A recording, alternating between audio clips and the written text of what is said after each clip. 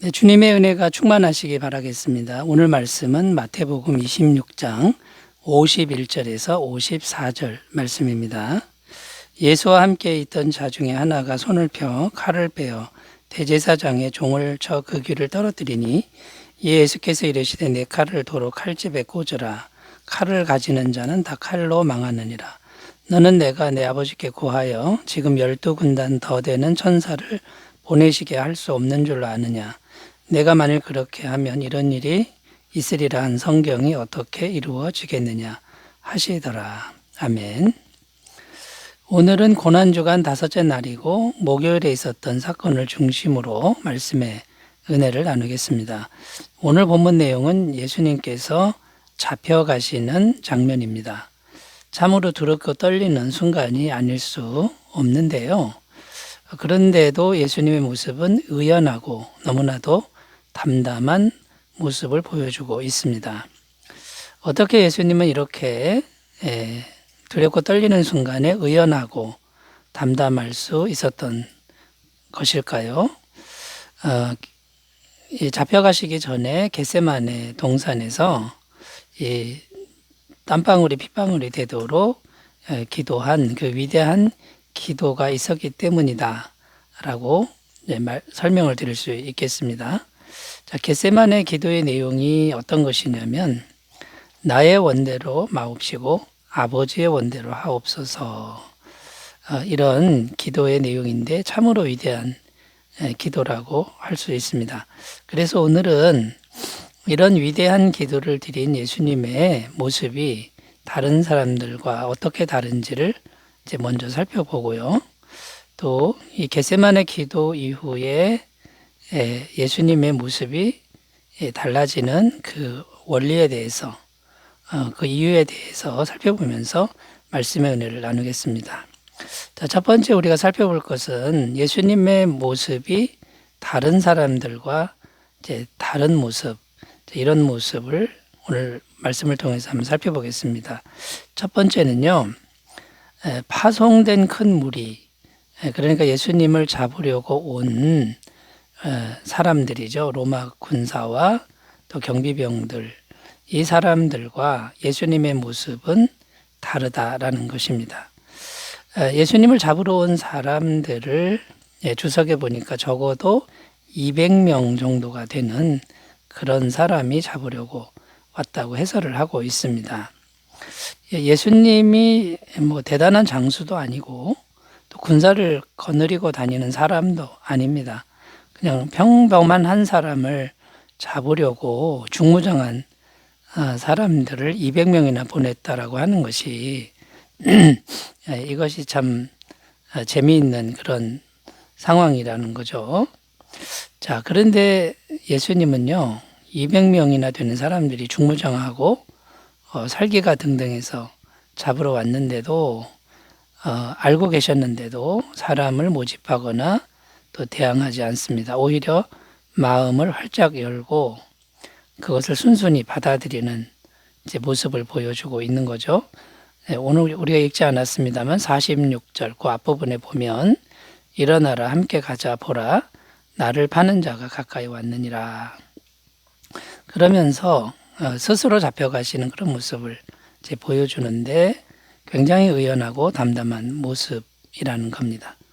또 가룟 유다, 배신자 가룟 유다의 모습과 예수님의 모습은 너무나도 다른 모습을 보여주고 있는데요. 예수님은 가룟 유다가 거짓말로 입을 맞추고 또 예수님 스승님을 배신하는 이제 그런 일을 다 알고 계셨습니다.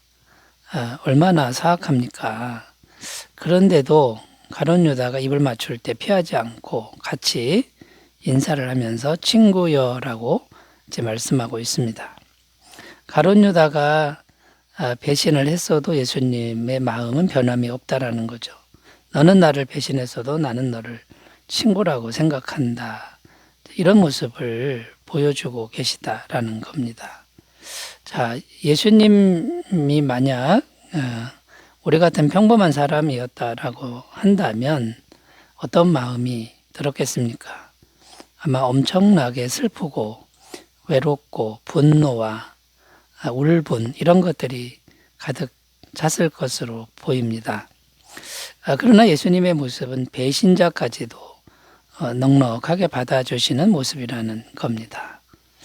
예수님은 처음부터 끝까지 사랑하시는 분이다라는 거죠. 예수님은 사랑 그 자체이신 하나님이시죠.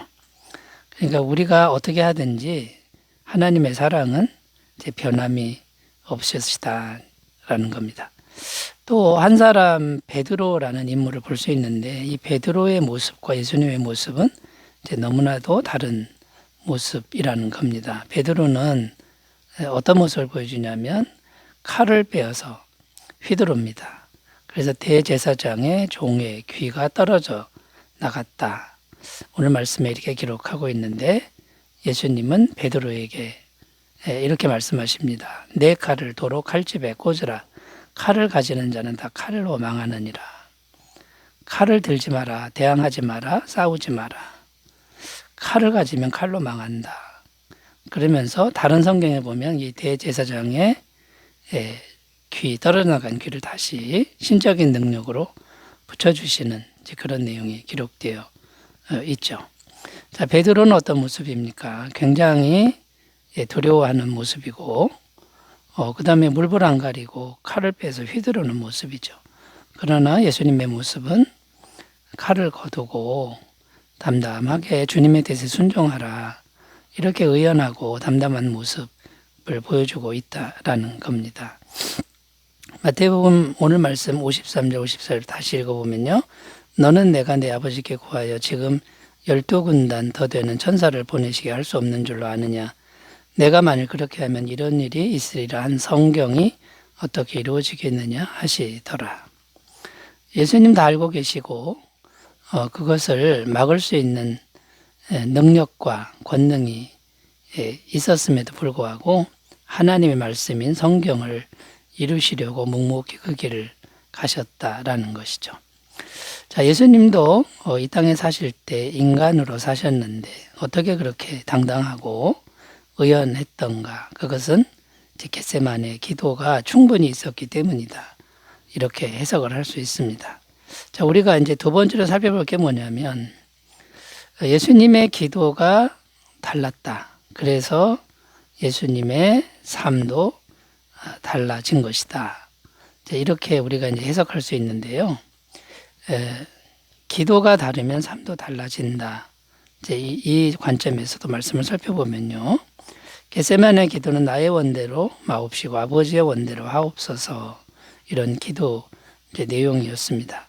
무엇이든지 하나님 뜻대로 순종하겠다는 기도, 이 결단이 있었기 때문에 예수님의 모습, 삶의 모습은 그대로 진행이 되었다라는 것이죠.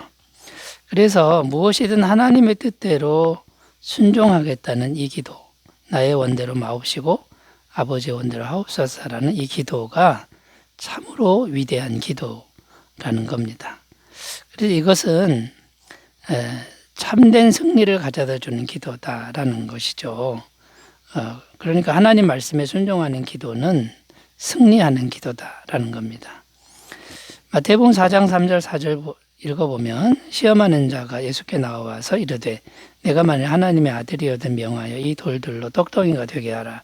예수께서 대답하여 이르시되 기록되었으되 사람이 떡으로만 살 것이 아니요 하나님의 입으로부터 나오는 모든 말씀으로 살 것이라 하였느니라 하시니. 그러니까 예수님이 공생애 전에 40일 동안 금식하시면서 이제 광야에서 마귀에게 시험을 받는데 이제 마귀는 네가 하나님의 아들이니까 신적인 능력이 있으니 굶지 말고 떡덩이 만들어 먹어라.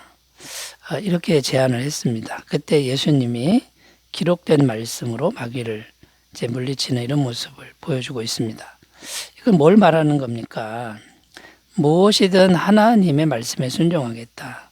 이것이 마귀를 이기는 승리의 기도다라는 겁니다. 그러니까 여러분 무엇이든 하나님의 뜻대로 순종하겠습니다. 이 기도가 겟세마네 기도의 핵심이고요. 이 기도가 있는 사람은 삶도 정말 다르고 차원이 다른 그런 삶이 된다라는 거죠. 그 다음에 예수님의 그 겟세마네 기도는 참된 사랑의 기도였다라는 겁니다. 하나님 아버지와 사람에 대한 전적인 사랑입니다. 이 사랑은 다른 말로 전적인 희생이라고 할 수 있겠죠. 빌립보서 2장 6절 8절입니다. 그는 근본 하나님의 본체신 하나님과 동등됨을 취할 것으로 여기지 아니하시고 오히려 자기를 비워 종의 형체를 가지사 사람들과 같이 되셨고 사람의 모양으로 나타나서 자기를 낮추시고 죽기까지 복종하셨으니 곧 십자가에 죽으심이라. 그러니까 이 겟세마네 기도는 죽기까지 복종하겠다는 이제 그런 기도인데 하나님 아버지를 진심으로 사랑하는 그런 마음이 있었기 때문에 가능했다라는 거죠. 그러니까 나의 원대로 마옵시고 아버지의 원대로 하옵소서. 이 기도는 참된 승리의 기도뿐만 아니라 참된 사랑의 기도였다. 참된 희생의 기도였다. 이렇게 정리할 수가 있겠습니다. 자, 그러니까 여러분, 나의 원대로 마옵시고 아버지의 원대로 하옵소서.